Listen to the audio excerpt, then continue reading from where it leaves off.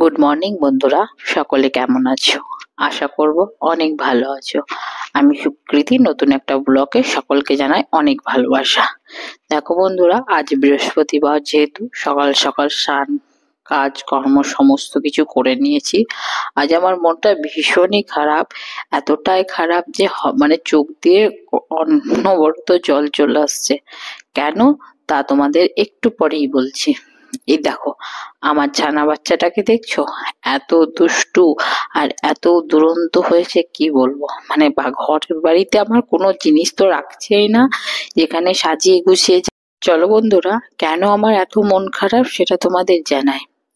গতকাল রাত্রেবেলায় আমার বরকে এক কাপ চা দিতে গিয়ে হয়েছে দুর্ঘটনা। কি দুর্ঘটনা? মানে আমার ছেলে হঠাৎ করে চায়ের কাপে হাত দিয়ে দিয়েছে, আর এত গরম চা ছিল, সঙ্গে সঙ্গে ওর হাত একদম পুড়ে ফুসকানিয়ে নিয়েছে। 4টে আঙুল পুরো জ্বলে যাওয়ার মতো। এত কান্না, 2 ঘন্টা ধরে সমানে কেঁদেছে। ওর কান্না দেখে আমিও এত কান্নাকাটি করেছি, কি বলবো। সঙ্গে সঙ্গে আবার ডাক্তারের কাছে নিয়ে যায়। ডাক্তার রাত থেকে ঘুম হয়নি, শরীর প্রচন্ড ক্লান্ত এবং মনটা এতটাই খারাপ যে আমার ছেলেটা, ও তো কথা বলতেও পারে না, এত শিশুটা এত কষ্ট পাচ্ছে।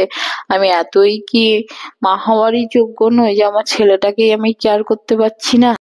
জানো তো বন্ধুরা, বিপদ আমার পিছু ছাড়ে না। মানে আমি যেখানেই যাই আমার সঙ্গে সঙ্গে বিপদ চলে যায়। এত সাবধানে থাকি তবুও যেন বিপদ পিছু ছাড়ছেই না। প্রত্যেকটা কাজে কিছু করার আগে ভাবি এই জিনিসটা করলে আমার বিপদ হবে, তাই হয়। জানো তো, আমি ভাবলাম কালকে যে চাটা নিয়ে যাচ্ছি, আমার বাচ্চাটা আবার হাত দিয়ে দিবে না তো। তা বলতে বলতে সঙ্গে সঙ্গে দিয়ে দিয়েছে, জানো। তাই বন্ধুরা, তোমাদের সকলের বাড়িতে যদি এরকম বাচ্চা থাকে খুব সাবধান। আমি তো এত সাবধান থেকেও কি জানি কি হয়ে গেল। তবে তোমরা সাবধানে থেকো, সাবধানে কাজকর্ম করো, ভালো থেকো। তারপর দেখো, আজ বৃহস্পতিবার, আমার ঘরে লক্ষ্মী পুজো হয়, সেই জন্য আমি ঠাকুরের বাসন সব ধুয়ে আলপনাটা দিচ্ছিলাম। খুব ছোট ছোট ভাবেই সেরেছি কাজ, কেননা আমার বললাম যে মনটা খুবই খারাপ। এখন আপাতত কম পড়েছে, কিন্তু হাতে ফুসকা পড়ে আছে, এখন ভালো আছে। দুষ্টুমিতে তো রাজা, কি বলবো। আর সকাল থেকে রাত পর্যন্ত ভাবি যে আজকে দিনটা যেন ঠাকুর ভালো যায়। ঈশ্বরের কাছে প্রার্থনা করি, আমি খাই না খাই আমার বাচ্চাটাকে ভালো রাখো, আর ও সুস্থ থাকলে আমি ভালো থাকবো। তাছাড়া এখন শুধু ধ্যান জ্ঞান সব সময় যে আমার বাচ্চা কি করছে, কিভাবে আছে, কিভাবে রাখবো। এত যত্ন করেও মানে বুঝতে পারিনি যে এরকম ঘটনা ঘটে যাবে। সত্যি আমি খুবই অনুতপ্ত বলতে গেলে। মানে আমার ভীষণ কষ্ট হচ্ছে। ভালো না লাগলেও তো করার নেই, তাই না বন্ধুরা? বলো, কাজ তো করতেই হবে, কাজ না করলে তো হবে না। তাই কাজটা তো করে যাচ্ছি, জানি না কপালে কি আছে, কতদূর কি করতে পারবো। আসলে কি বলতো, চারিদিক থেকে এত অভিশাপ, এত খারাপ নেগেটিভ এনার্জি মানে মনের মধ্যে ঢুকে গেছে না, কোনো ভালো কিছু করার আগে 10বার চিন্তা করি, এটা ভালো হবে তো, এটা ঠিক হবে তো। কি জানি কেন এরকম হয় আমার সাথে বারবার করে। তোমরা অবশ্যই আমার চ্যানেলটাকে সাবস্ক্রাইব করে দিও বন্ধুরা। তোমরা একটু পাশে থেকো, যাতে যারা খারাপ কথা বলে তাদের কাছ থেকে দূরে থেকে তোমাদের ভালোবাসায় যেন পরিপূর্ণ হয়ে উঠতে পারি। এইভাবেই ধীরে ধীরে দেখো, আমি ঘরগুলো আলপনা দিয়ে দিয়েছিলাম, ঘরের বাইরেও আলপনা দিচ্ছিলাম। কেননা আজকে বৃহস্পতিবার, তার মধ্যে আমার বাচ্চাটা এরকম দুর্ঘটনা ঘটে গেছে। আমি ঠাকুরের কাছে মন দিয়ে প্রার্থনা করেছি, হে ঈশ্বর, যা ক্ষতি হোক আমার উপর দিয়ে দিও, তুমি আমার বাচ্চাটাকে যেন সযত্ন ভালো রেখো ঠাকুর। তারপর ঠাকুর ঘর পরিষ্কার করলাম, ঠাকুরগুলো যে শীতে জামা কাপড় পরিয়ে দিয়েছিলাম সেগুলো পরিষ্কার করে সরালাম। তারপর একে একে আমি ঘর পড়ছিলাম, আর এদিকেও ছটপট করছিল বলে ওকে আবার পাশে নিয়ে। জীবনে প্রত্যেকটা পদে পদে ঠেকে ঠেকে শিক্ষা হচ্ছে। তাই বন্ধুরা, নিজেদের ভালো সবসময় নিজেরা বুঝে নিও, কেননা নিজে ভালো না বুঝলে পাগলেও বুঝিয়ে দেবে না, নিজেরটা শুধু নিজেকেই বুঝতে হবে। আমার ক্ষেত্রে অনেক অনেকবার বাধা সৃষ্টি হয়েছে, এখনো হচ্ছে, ভবিষ্যতেও জানি হবে। কিন্তু তাই বলে আমি কিন্তু আমার কাজ, আমার কর্তব্য থেকে আমি দূরে থাকিনি। আমার যেটুকু কর্তব্য, আমার যেটুকু কাজকর্ম আমি করে যাচ্ছি। তারপর বাকিটা ঈশ্বরের হাতে। সে যেভাবে আমাকে পরিচালিত করবে আমি সেভাবেই এগিয়ে যাব। আজ যেহেতু বৃহস্পতিবার, লক্ষ্মী পুজো, সেই জন্য ঠাকুরের বাসনগুলো পরিষ্কার করে নিয়েছিলাম। তারপরে ঠাকুরের প্রদীপের জন্য তেল, সলতে সমস্ত কিছু ঠিক করে এবার দেখো পুজো করতে বসেছি। কি বলতো, বৃহস্পতিবারটা একটু কষ্ট হয়, হাজবেন্ডেরও শরীরটা খুবই খারাপ। তো ওকে বললাম যে তুমি আজকে স্কুলে যেতে হবে না, বাড়িতে থাকো, বাচ্চাটাকে নিয়ে একটু দেখো, কাল থেকে আবার রেগুলার যেমন ডিউটি হয়। মা লক্ষ্মীর কাছে একটাই প্রার্থনা করেছি, ঠাকুর কালিমা দূর করে, অন্ধকার দূর করে আলো ছড়িয়ে দাও আমার সংসারে।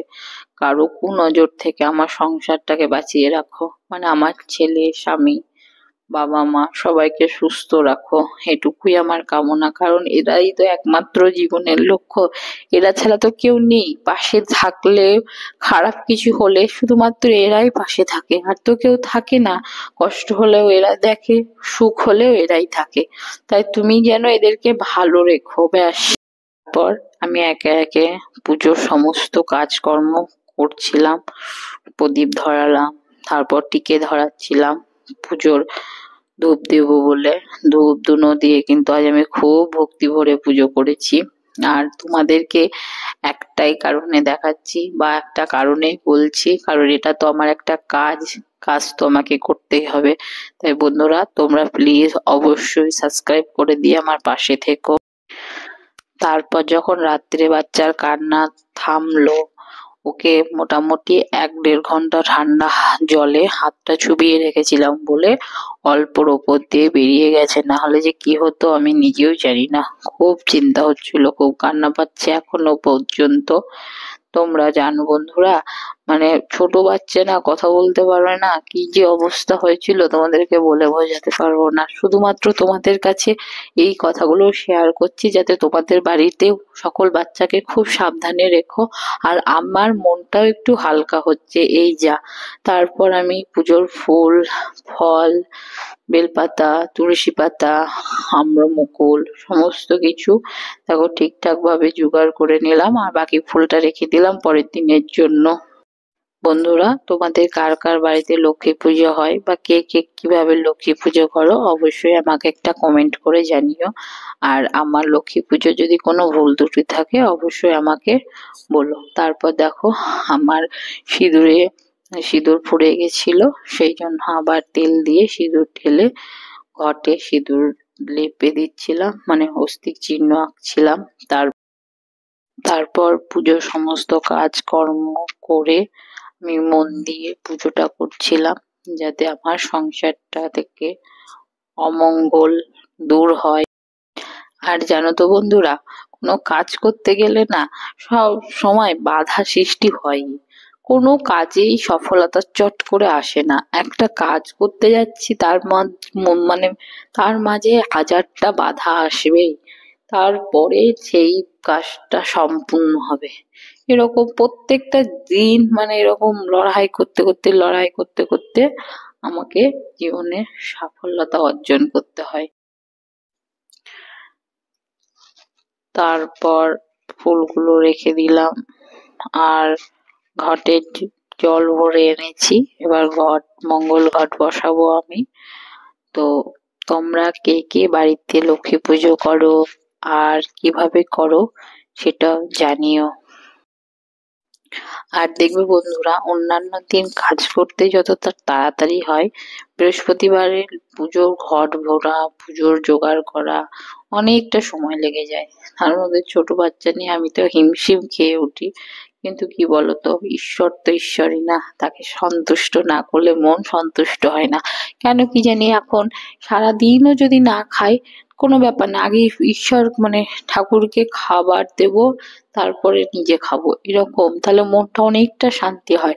আর সকালবেলায় না স্নান করার পর যখন ঠাকুরকে আরাধনা করি, ঠাকুরের কাছে বসি, মনটা এতটা শান্তি পায় যে যত বাইরের নেগেটিভ এনার্জি মন মানে আসে, সব মনে হয় চলে যায়। তোমরা নিজেরা দেখবে, এরকম করে দেখবো খুব শান্তি পাওয়া যায়, মন থেকে খুব ভালো লাগে, ভালো থাকা যায়। এটুকুই বলার। দেখো আমি কিন্তু একে একে আমার ঘট বসিয়ে দিয়েছি পুজোর জন্য, সমস্ত কিছু। মা লক্ষ্মীর কপালে সিঁদুর, শাখা পলায় সিঁদুর, এগুলো কিন্তু আমি দিই, নিজে শাখা পলায়, কপালে সিঁথিতে সিঁদুর দিই। আর বন্ধুরা, ভিডিওটা জানি মানে একটু বড় হয়ে যাচ্ছে বলে তোমরা কিছু মনে করো না, একটু কষ্ট করে হলেও দেখো, তাহলে আমি একটু সাপোর্ট পাবো নতুন নতুন ভিডিও তৈরি করার। আর কি বলতো, সমস্ত কিছু যেহেতু তোমাদের কাছে শেয়ার করি, তোমরা আমার পাশে থেকো, অবশ্যই সাবস্ক্রাইব করে দিও। ভালো থেকো বন্ধু। তারপর দেখো বন্ধুরা, আমি কিন্তু পুরো পুজো সমস্ত কিছু করে, পুজো শান্তি করে দিয়ে, মন ভক্তি ভরে পুজোটা শেষ করলাম। পুজো শেষ করার পর আমি কিন্তু রান্নাঘরে চলে গেছিলাম, কারণ পুজো শেষ করতে করতে আমার মোটামুটি 11টা বেজে গেছিল। ওইদিকে আমার ছোট বাচ্চা আছে, কান্নাকাটি করছিল খাওয়ার জন্য। আর জানো তো বন্ধুরা, যদি এরকম তোমাদের বাড়িতেও হয় তো অবশ্যই আমাকে লাইক কমেন্ট শেয়ার করো, জানিও।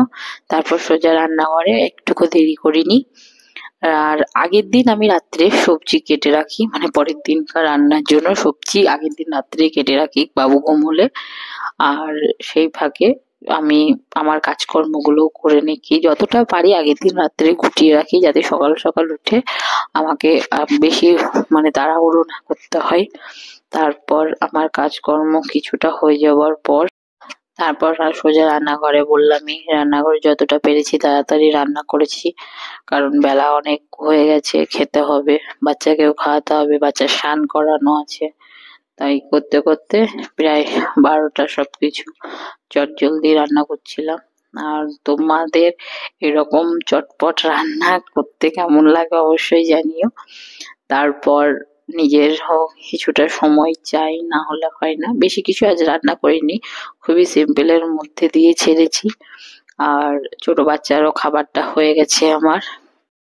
তোমরা অবশ্যই একটু সাপোর্ট করে পাশে থেকো, এভাবেই তোমাদের সঙ্গে আবার নতুন করে দেখা হবে বন্ধুরা। তোমরা পাশে থাকলেই তো জীবনে এগিয়ে যেতে পারবো না। আর তোমাদের পাশে থাকাটাই হচ্ছে একান্ত কাম্য, কারণ জীবনে প্রত্যেকটা কাজে বন্ধুদের সাপোর্ট ছাড়া কিন্তু চলে না। তাই তোমরা অবশ্যই আমার পাশে থেকো আর আমার চ্যানেলটাকে গ্রোথ করতে সাহায্য করো। এইভাবেই দেখো ধীরে ধীরে আমার কিন্তু রান্নার প্রস্তুতি হয়ে গেছে। আর রান্নাঘরটা খুবই এলোমেলো হয়ে গেছে রান্না করতে করতে। রান্না করার পর আবার সমস্ত গুছিয়ে গাছিয়ে ঠিক করব, কেননা রান্না হচ্ছে তো সেই জন্য একটু সময় লাগে, আর কিছুই না। তো রান্নার আওয়াজ হচ্ছিল বলে ঘরটা আমি লাগিয়ে দিলাম, কেননা বাচ্চাটা কোনো মতে একটু ঘুমিয়েছে, ঘুম থেকে উঠে ওকে আমি খাইয়ে দেবো। তারপর চলো দেখতে থাকো বাকি রান্না।